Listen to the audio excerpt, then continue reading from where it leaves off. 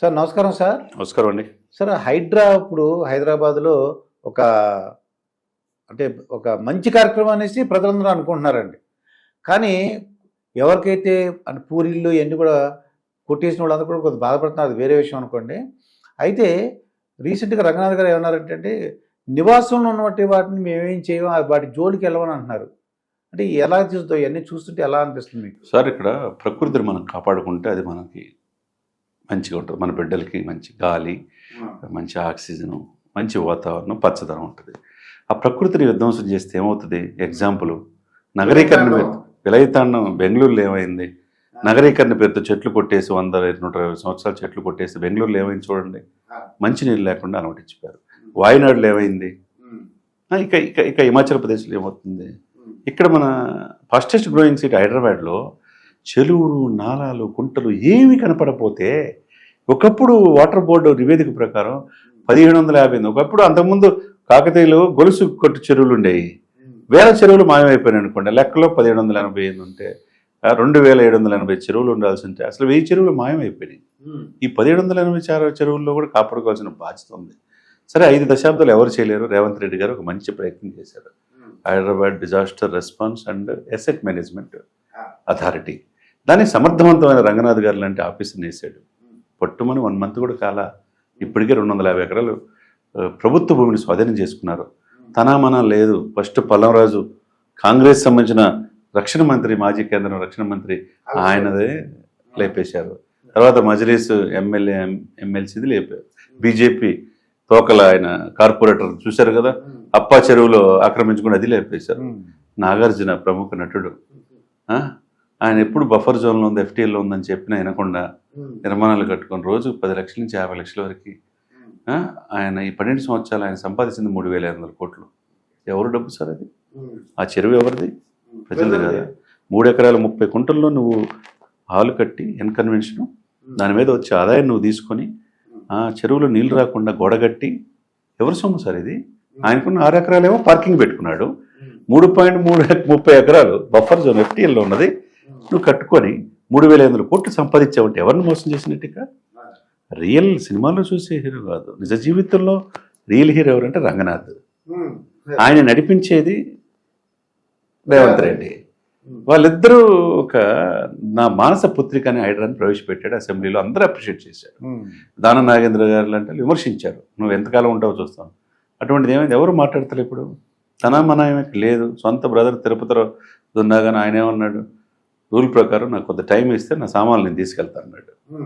తెలుసు కదా, దుర్గం చెరువు పక్కన 240 మంది నుండి దీంట్లో ఇన్ని సంవత్సరాలు బాగా బలిసి బాగా డబ్బుతో విర్రవేగి ఒక్కొక్క విల్లాలు మేమే రాజులు అన్నట్టు ఎవరించారు. ఇప్పుడు అది కుదరదు.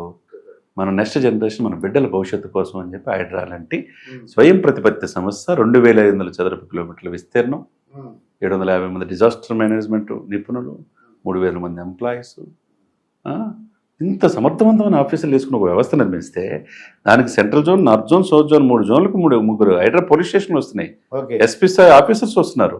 దీని monitoring complete report chief Ranganath గారు. మరి మరి ఇది ఫాస్టెస్ట్ గ్రోయింగ్ సిటీగా హైదరాబాద్ అభివృద్ధి చెందుతుంది 2030 నాటి ప్రపంచంలో.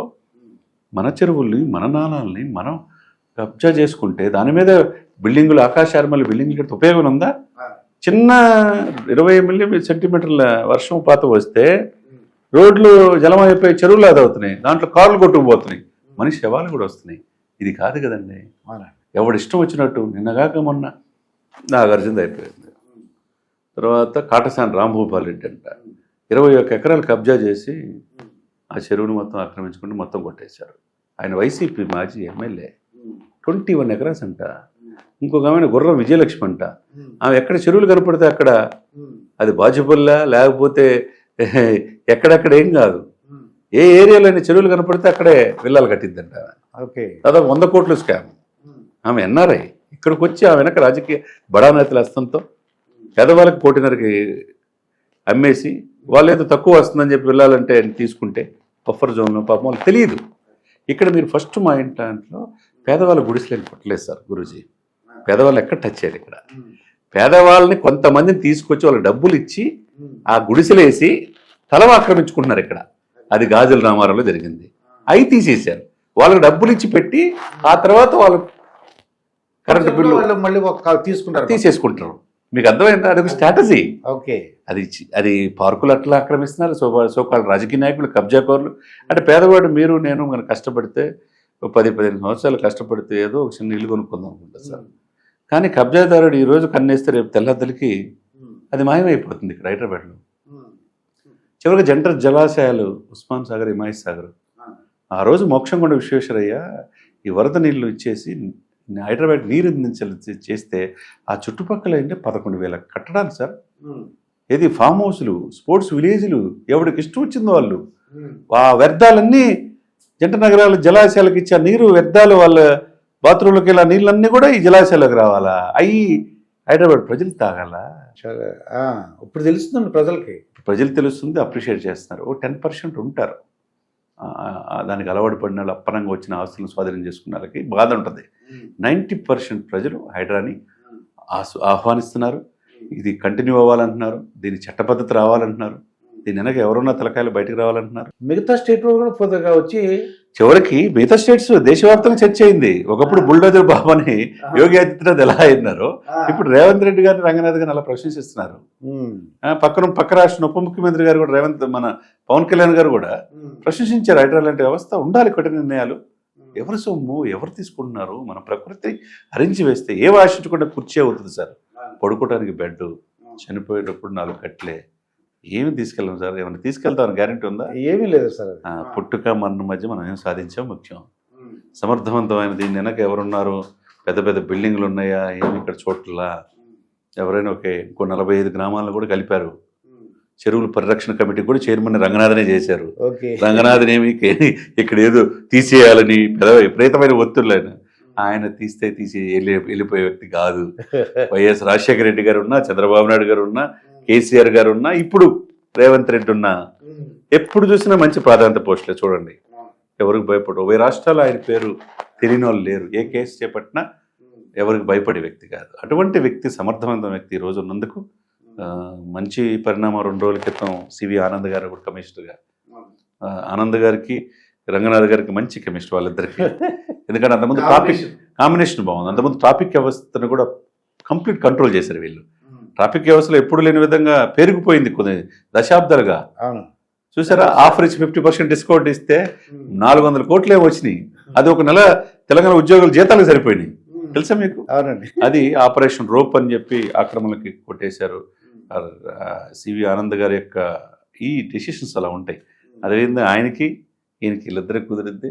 హైదరాబాద్ సరౌండింగ్ కాపాడాల్సిన బాధ్యత వీళ్ళు తీసుకుంటున్నారు.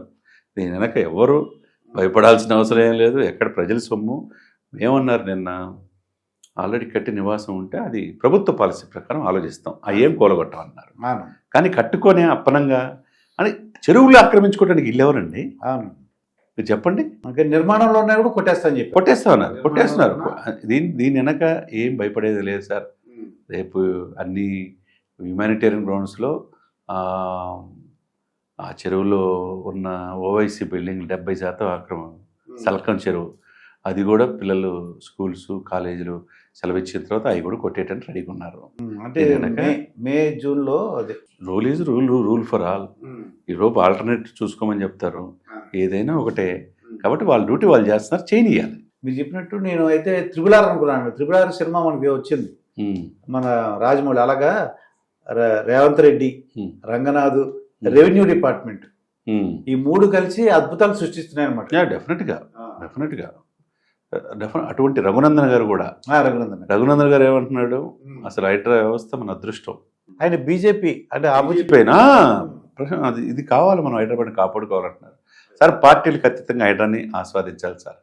మన ప్రకృతిని, మన జనరేషన్, మన బిడ్డల భవిష్యత్తు కోసం హైడ్రా చేసే ఇదిని రంగనాథ్ గారిని, రేవంత్ రెడ్డి గారికి ముఖ్యంగా ప్రశంసించాలి, మనం అభినందించాలి. ఇదండి చందు శ్రీనివాస్ గారితో జరిగిన ఇంటర్వ్యూ. మరొక ఇంటర్వ్యూతో మీ ముందు ఉంటాను. మీ మాస్టర్ దుర్గా ప్రసాద్. నమస్కారం సార్.